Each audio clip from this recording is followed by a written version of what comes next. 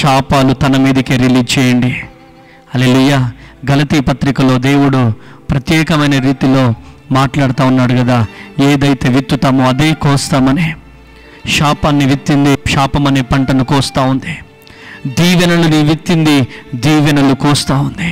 ఈరోజు నువ్వు ప్రవర్తిస్తున్నటువంటి నీ క్రియలను బట్టి, నువ్వు ప్రవర్తిస్తున్నటువంటి నీ బిహేవియర్ని బట్టి దేవుడు నీ ముందున్నటువంటి శత్రువులను మిత్రులుగా మార్చే దేవుడై ఉన్నాడు. Praise the Lord.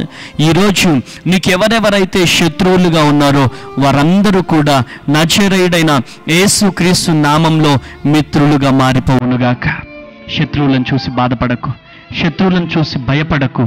ఈరోజు ప్రత్యేకమైనటువంటి వర్తమానం, శత్రువుల ఎదుట భోజనాన్ని సిద్ధపరుస్తా అని ఆయన నీకు వాగ్దానం ఇస్తా ఉన్నాడు. ఈ ఉదయకాల సమయంలో ఈ వాగ్దాన్ని ఎత్తిపట్టి అందరం కలిసి ప్రార్థన చేద్దామా? ప్రార్థన.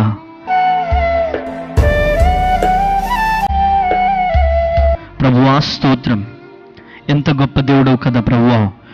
ఒకని ప్రవర్తన యెహోవాకు ప్రీతికరమగునప్పుడు ఆయన వాని శత్రువులను సహా వానికి మిత్రులుగా చేయును అని చెప్పి నీ వాక్యం సెలవిస్తూ ఉంది. తండ్రి, మాకెవరెవరైతే శత్రువులుగా ఉన్నారో నజరేయుడైన యేసుక్రీస్తు నామంలో మిత్రులుగా మారిపోవుదురుగాక. ప్లీజ్ ప్రభువా, మీ కృప చొప్పున మమ్మల్ని భద్రపరచండి. మా శత్రువులందరినీ, మా బిడ్డల శత్రువులు, మా కుటుంబానికి ఉన్న శత్రువులందరూ కూడా యేసు నామంలో మిత్రులుగా మారిపోవునుగాక. అద్భుతం జరిగించండి ప్రభువా.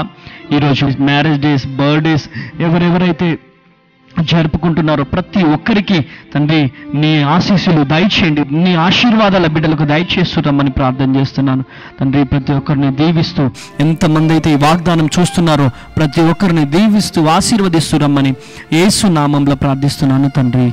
ఆమేన్, ఆమేన్, ఆమేన్. ప్రతి ఒక్కరి జీవితంలో ఈ వాగ్దానము నెరవేర్చబడునుగాక. దేవుడు మిమ్ములను, మీ కుటుంబాలను దీవించి ఆశీర్వదించునుగాక. ఆమేన్. Praise the lord.